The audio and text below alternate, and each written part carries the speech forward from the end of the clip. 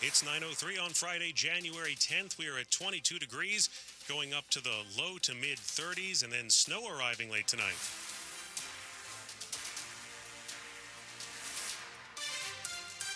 Good morning, I'm John Aaron. I'm John Domen, and the top local stories that we're following this hour. Well, many areas still reeling from this week's first storm, and now there's another one coming later on tonight. But 7 News First Alert meteorologist Brian Vandegraff says this one won't be nearly as big. Late tonight after 10, 11 o'clock, some light snow overspreads the listening area and carries us up to about 7, 8 o'clock early on Saturday morning. A dusting to an inch on average for most of the area. That'll quickly melt away as the sun pops out tomorrow. But some areas down to the south and east, southern Maryland into the northern neck, they could have a little bit more, potentially up to 2 inches. They have advisories in place for those areas through early tomorrow morning. And of course, we know John needs to get a new shovel already, so... I do. I broke mine. Now, you were fist pumping during the open, and then you gave a thumbs down during the snow piece. So are you excited or not excited? I'm confused. No, I'm just making faces for the video there, but otherwise, no, I'm against the snow. Gotcha. Anyway, the full forecast is coming up on the 8th here. Now, throughout the region, we do have some roads that are still icy, especially residential ones.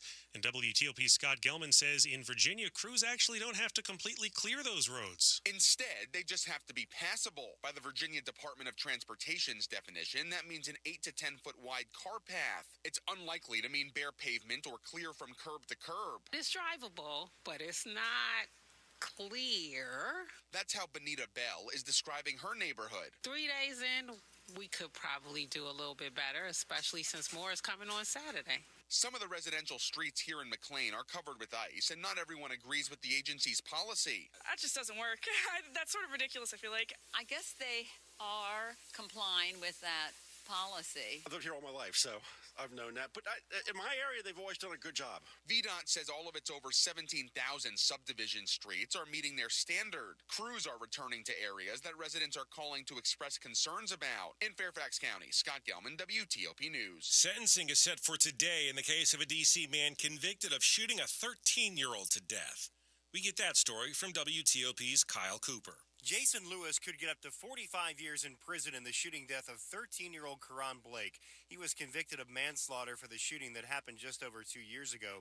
Blake and some friends were allegedly breaking into cars along Quincy Street in Northeast. Lewis fired 3 shots, 2 of which hit Karan Blake.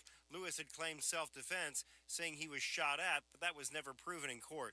Recently, prosecutors also filed court papers claiming Lewis was part of a scheme to keep his wife from testifying at the trial and want Lewis to receive more time in prison for that. Lewis's attorney calls that accusation flat wrong. Kyle Cooper, WTOP News. A D.C.-based chef and humanitarian is providing some much-needed food relief in California for people dealing with the devastating wildfires there. And our Neil Augenstein tells us it is also helping first responders fighting the fires. Chef Jose Andres and his World Central Kitchen are at the Palisades fire, helping feed people seeking shelter. Also, first responders fighting the fires. You need to feed them. You need to make sure they have hot food, or they have hot soup, or they have sandwiches to take with them, because they're going to go on what sometimes is 12, 24-hour shifts. One of their food distribution sites is set up in a staging area for firefighters. There is one fire up there they have under control. Some of the guys didn't sleep all night, but that's the way it works. They're heroes. Neil Augenstein, WTOP News. Investigators are looking into a series of fires in Crystal City that may have been intentionally set. It was around 5:30 yesterday morning that units from Arlington Fire were called to the Crystal City Sports Pub on South 23rd Street. And there they found a small fire in an enclosed patio. It was quickly put out. Several nearby businesses also revealed to have fire damage too, though, all of them considered suspicious in nature.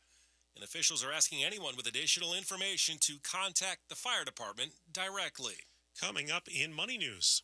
How much more is your